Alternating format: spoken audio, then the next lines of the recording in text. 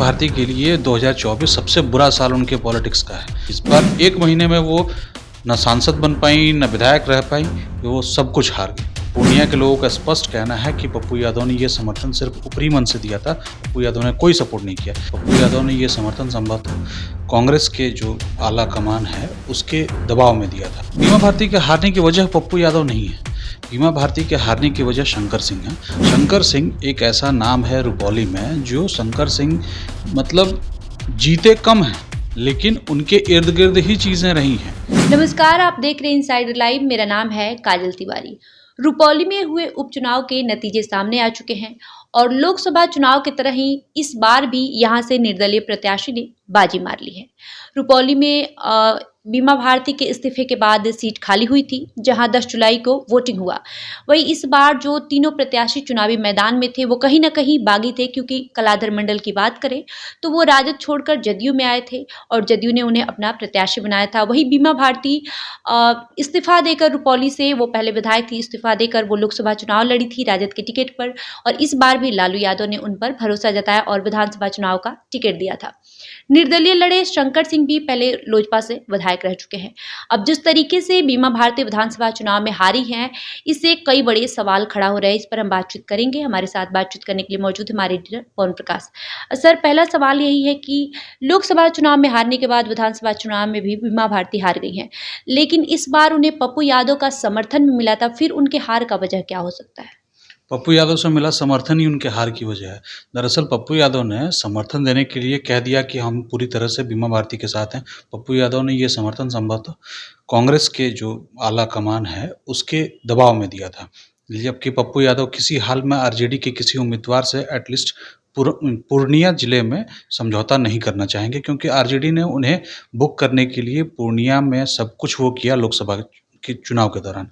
पप्पू यादव किसी भी तरह हार जाए, आरजेडी की पूरी कोशिश यही थी। तो तुरंत 1 महीने के अंदर में ये जो चुनाव हो रहा है, तो इसमें पप्पू यादव का मन बहुत बदल गया होगा। उस सीट पर जो उनके लोकसभा क्षेत्र की है, या उस उम्मीदवार के लिए जिसके लिए लालू यादव, तेजस्वी यादव ने पूरी तरह से जान लगा दी थी कि किसी भी तरह से पप्पू यादव हार जाएँ, बीमा भारती जीत जाए। लेकिन ऐसा कुछ हुआ नहीं। तो पप्पू यादव ने इस बार कांग्रेस जो हाईकमान है उसके दबाव में ज़रूर ये कह दिया कि मतलब बीमा भारती के समर्थन में हैं वो, बीमा भारती के साथ उनकी फ़ोटोज़ आई।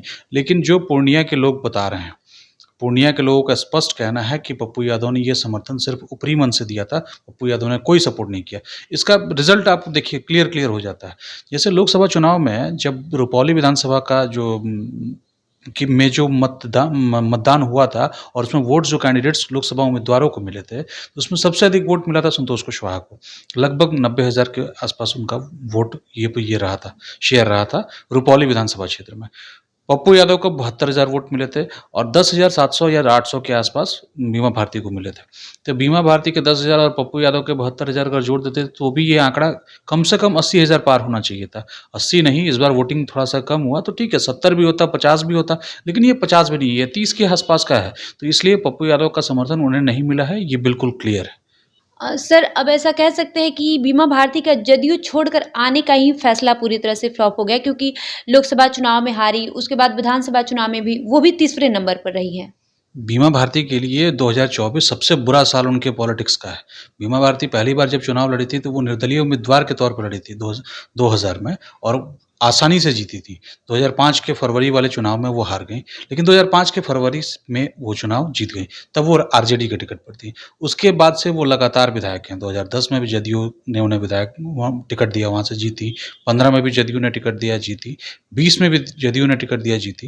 लेकिन 2024 में लोकसभा जाने की उनकी जो कोशिश, या तेजस्वी यादव से उनकी नज़दीकी, या आरजेडी की तरफ उनका झुकाव, ये उनके सारे जो पैंतरे थे, जो सभी मूव्स जो थे, पॉलिटिकल मूव्स, वो पूरी तरह से फेल हुए हैं।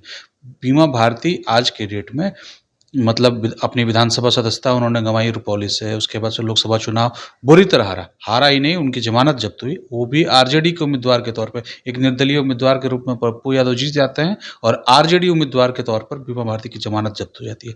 वही हाल उनका उस विधानसभा में रहा जहाँ से वो 5 बार पहले विधायक रह चुकी हैं। तो इसलिए ये कह सकते हैं कि 2024 जो साल है वो बीमा भारती के लिए पॉलिटिकल लाइफ का सबसे बुरा साल है। इस बार 1 महीने में वो ना सांसद बन पाईं, ना विधायक रह पाईं, वो सब कुछ हार गईं। कहीं न कहीं पप्पू यादव का लोकसभा चुनाव में एंट्री करना, वो भी निर्दलीय रूप से, लोकसभा चुनाव में भी प्रभावित हुआ और विधानसभा चुनाव में भी, और इस बार चुनाव में भी बीमा भारती के हारने की वजह पप्पू यादव ही हैं। बीमा भारती के हारने की वजह पप्पू यादव नहीं है।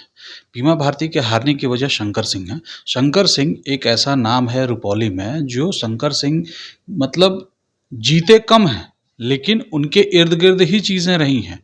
शंकर सिंह ने पहली बार जब चुनाव जीता था, तो वो साल था 2005 के फरवरी का। उस दौरान तुरंत सरकार गिर गई, खत्म हो गया सब कुछ और वो राष्ट्रपति शासन बिहार में लग गया और उसी साल दोबारा बिहार विधानसभा का चुनाव हुआ। शंकर सिंह 2005 में बीमा भारती से हार गए। तो बीमा भारती से हारने के बाद से शंकर सिंह ने मैदान कभी नहीं छोड़ा। 2000 में वो लोजपा के उम्मीदवार के रूप में लड़े थे, जीते थे।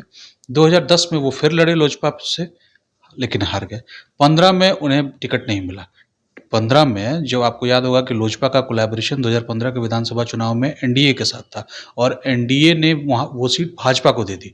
तो भाजपा को दे दी, भाजपा का उम्मीदवार भी नहीं जीता, जदयू जो उस समय महागठबंधन का हिस्सा थी, जदयू से बीमा भारती जीत गई, शंकर सिंह तीसरे नंबर पर रह गए। तो ये 2015 के बाद भी शंकर सिंह ने कभी भी वो मैदान छोड़ा नहीं और 2020 में जब चिराग पासवान अलग हट के लड़ रहे थे एनडीए से, तो वो वहाँ लड़े, लेकिन हार गए। लेकिन उसके बाद क्या है कि आज भले ही चिराग पासवान और नीतीश कुमार एक साथ आ गए हों, शंकर सिंह आज भी पूर्णिया के रुपौली में ही टिके हुए थे और उन्होंने ना बीजेपी से गुजारिश की, ना लोजपा से गुजारिश की, कुछ भी नहीं किया। जब देखा उन्होंने कि उन्हें टिकट नहीं मिल रहा है, वो सीधा-सीधी बागी होकर मैदान में उतरे और वो कंसिस्टेंट परफॉर्मेंस के हिसाब से वो उन्हें फ़ायदा मिला। कलाधर मंडल मतलब बहुत लॉजिकल उम्मीदवार नहीं थे। जदयू के टिकट पर जीत रहे थे, नीतीश कुमार के चेहरे पे जीत सकते थे, भाजपा के सपोर्ट से जीत सकते थे, चिराग पासवान के सपोर्ट से जीत सकते थे, मतलब एनडीए के सपोर्ट से वो जीत सकते थे। यही उनकी यूएसपी थी। लेकिन शंकर सिंह जो नाम है, ये वो उस क्षेत्र में काम करने वाला नाम है, उस क्षेत्र में लोगों से जुड़ा रहा है पिछले 25 सालों से। तो जो आदमी 25 सालों से जीता है तो जीता नहीं है, 25 सालों से लड़ रहा है, उसकी क्रेडिबिलिटी वैसे नेता के मुकाबले बिल्कुल ज़्यादा होगी जो विधायक का उपचुनाव लड़ने के लिए दूसरी पार्टी से आया है। उस उम्मीदवार से भी क्रेडिबिलिटी उसकी ज़्यादा होगी जिसने एक पार्टी से विधायक जो चुनी गईं, छोड़कर दूसरी पार्टी से लोकसभा चुनाव लड़ा और फिर जब लोकसभा चुनाव हार गईं तो फिर आ गईं दूसरी पार्टी से विधानसभा चुनाव लड़ने। तो इस बार ये जीत क्रेडिबिलिटी की हुई है, जिसमें पप्पू यादव का सपोर्ट भी एक फैक्टर रहा है, क्योंकि जीत कलाधर मंडल के लिए भी बहुत मुश्किल नहीं थी और शंकर सिंह के लिए भी मुश्किल नहीं थी। बीमा भारती के लिए मुश्किल थी, जो साबित भी हुआ है, वो तीसरे नंबर पर रह गई हैं। कलाधर मंडल ने अच्छा मतलब फ़ाइट दिया है, 7,000 के आसपास से वोट से ही वो पिछड़े हैं। तो लेकिन कलाधर मंडल की यूएसपी उनका अपना पर्सनल फेस नहीं था। शंकर सिंह के साथ ये पॉज़िटिव था कि उनका अपना फेस उनकी यूएसपी थी। कहीं न कहीं कलाधर मंडल के समर्थन माँगने के लिए चिराग पासवान गए, जीतन राम मांझी गए और तमाम एनडीए के नेता गए। वहीं शंकर सिंह जैसे ही नॉमिनेशन लिए अपना, जैसे उनका नामांकन हुआ, सभी लोगों ने कहा कि पप्पू यादव इन्हीं को समर्थन देंगे। भले ही वो कह रहे हैं कि हम बीमा भारती को समर्थन देंगे, मुलाकात भी हुआ, लेकिन पप्पू यादव इनको ही समर्थन देंगे और उसी समय ये तय हो गया था कि शंकर सिंह इस बार चुनाव जीतेंगे। नहीं, तय नहीं हुआ था और पप्पू यादव के पास ऑप्शन नहीं है। पप्पू यादव कांग्रेस में अपनी पार्टी का विलय कराते हैं लोकसभा चुनाव के पहले, लेकिन कांग्रेस उन्हें वो पूर्णिया सीट नहीं देती है, जिसके लिए वो दावेदार थे या जिसके लिए उन्होंने अपनी पार्टी का विलय कांग्रेस में किया था। कांग्रेस पप्पू यादव ने छोड़ी नहीं, लेकिन निर्दलीय उम्मीदवार के तौर पर कांग्रेस ने कोई कार्रवाई भी नहीं की। इस बार कांग्रेस ने कहा कि नहीं है, आपको महागठबंधन के कैंडिडेट के साथ रहना है। पप्पू यादव ने ऊपरी मन से कह दिया, लेकिन वो कलाधर मंडल का भी सपोर्ट नहीं कर सकते थे, क्योंकि वो उनके सटा में फिट नहीं बैठते हैं। कलाधर मंडल जेडीयू के उम्मीदवार थे, एनडीए के उम्मीदवार थे और पप्पू यादव महागठबंधन के उम्मीदवार नहीं होते हुए भी महागठबंधन के ही करीब हैं। अगर कहीं वोटिंग की आवश्यकता लोकसभा में होगी तो पप्पू यादव निश्चित तौर पर भाजपा के खिलाफ, एनडीए के खिलाफ ही वोट करेंगे। तो वो एक मतलब स्टेटस उनका है कि वो एनडीए के साथ नहीं है। एनडीए के साथ नहीं है, लेकिन उसके साथ भी कैसे चले जाएँ? जिसने उन्हें लोकसभा चुनाव में 1 महीना पहले हराने के लिए सारी कोशिश की। तेजस्वी यादव खुलकर बोले कि इनको वोट देना ही है। बाकी भी बहुत सारी चीज़ें आई, बात हुई। तेजस्वी यादव ने मतलब लगभग अपना पूरा जो फ़ोर्स है वो पूर्णिया के लोकसभा चुनाव में लगाया हुआ था। तो इतनी जल्दी ये चीज़ें लोग भूलते नहीं हैं, भूल भी जाते हैं, पॉलिटिक्स है, लेकिन पप्पू यादव नहीं भूले। और उनके लिए एक अच्छे मतलब कैंडिडेट के तौर पे शंकर सिंह थे, जो लगातार काम कर रहे थे और निर्दलीय थे। तो वो अगर उनका सपोर्ट उनको रहा है और वो जीते हैं, तो पप्पू यादव को इससे कोई टेक्निकल दिक्कत भी नहीं है। तो कहीं न कहीं जिस तरीके से रुपौली की जनता ने शंकर सिंह पर भरोसा करके उन्हें ये चुनाव जिताया है, इससे ये साफ तौर पर पता चलता है कि बीमा भारती जो है वो अपना विश्वसनीयता खो चुकी है। क्योंकि वो लोकसभा चुनाव लड़ने के लिए ना सिर्फ अपना पार्टी बदली बल्कि वो इस्तीफ़ा देकर आई और फिर वो जैसे ही उनको हार मिला वहाँ से, फिर वो विधानसभा चुनाव लड़ने के लिए भी चुनावी मैदान में कूद गई। वहीं कलाधर मंडल की बात करें तो उनके लिए एनडीए ने अपना एड़ी चोटी का ज़ोर भी लगा दिया था। लेकिन चुनाव वही जीतता है जिसको जनता का आशीर्वाद मिलता है और रुपौली की जनता ने इस बार भले ही थोड़े दिन के लिए लेकिन शंकर सिंह पर अपना भरोसा जताया है और इस चुनाव में शंकर सिंह विजयी हुए हैं। बहरहाल आपका इस डिस्कशन पर क्या राय है हमें कमेंट करके जरूर बताएं।